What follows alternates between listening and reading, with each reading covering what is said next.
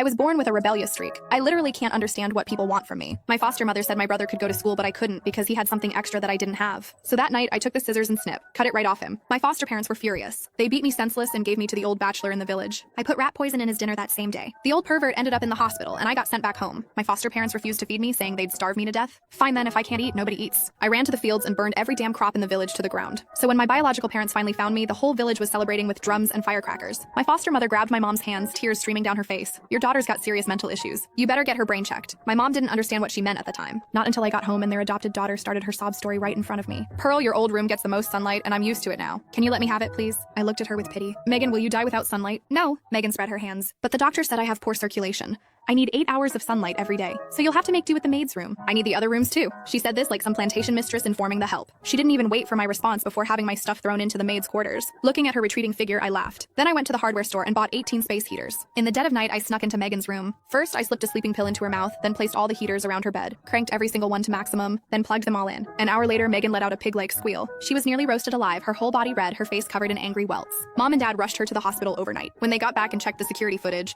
they discovered I was the culprit. Before dawn, I was dragged out of bed. Dad's face was black with rage as he demanded to know why I set up the heaters. To help her get better. I yawned. She said she needs sunlight for her circulation. I was just trying to speed up her recovery. Dad pressed down his fury. What about the sleeping pill? I blinked innocently. I was worried she couldn't handle it. If she's asleep, she won't feel the heat. Unfortunately, Dad didn't praise my thoughtfulness. He was shaking with rage, too choked up to speak. Mom rubbed his back while telling me to stop talking. They forced me to promise I'd apologize to Megan at the hospital. Seeing them both about to pass out from anger, I nodded. The next morning, I bought a fruit basket at the market and followed Mom to the hospital. Once in the room, I apologized to Megan. Just then, the doctor needed Mom's signature, so she left the room. The second she was gone, Megan's expression changed. First, she made me peel an orange for her. After I handed it over, she smiled at me. Pearl, you know what? Mom and Dad love me more. Right after you were kidnapped, they went to the orphanage and adopted me. For 5 years, they never mentioned you to me. The night before you came back, they couldn't sleep from worry. If your own parents don't even like you, how pathetic is your life? If I were you, I'd go back to that hillbilly dump so I wouldn't be such a burp. She didn't get to finish that last word before I slapped it back down her throat. I jumped on her, slapping left and right. Smack, smack, smack. After several hits, Megan finally found her voice and started wailing. But before I could really get into it, someone yanked me off. Pearl,